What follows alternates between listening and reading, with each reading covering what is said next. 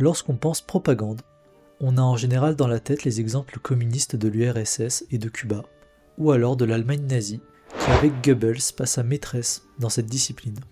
Pourtant, dès l'Antiquité, la question concernant la promotion ainsi que la glorification d'une personne se posait déjà.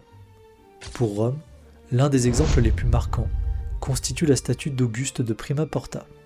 Celle-ci, découverte dans la villa ayant appartenu à Livie, son épouse, met en valeur le nouveau dirigeant de ce qui deviendra l'Empire romain, et qui n'en est encore qu'à ses balbutiements lorsque cette statue fut commandée. Elle met en avant Auguste, se tenant avec une posture droite de dirigeant, et surtout, il porte une cuirasse sur laquelle se trouve représentée une scène importante de l'histoire romaine, la restitution des emblèmes ayant appartenu aux légions vaincues par les Parthes à Carrhae. Les symboles de cette armure glorifient Auguste, puisqu'il est accompagné du dieu Apollon, de la déesse Diane, ainsi que Vénus, et des personnifications du soleil, du ciel et de la lune.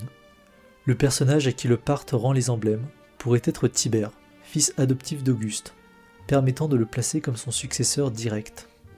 De nombreuses statues d'Auguste dans ce style furent sculptées et dispersées dans les différentes provinces romaines, pour accentuer ainsi sa légitimité et faire connaître le nouveau dirigeant de Rome aux quatre coins de la Méditerranée.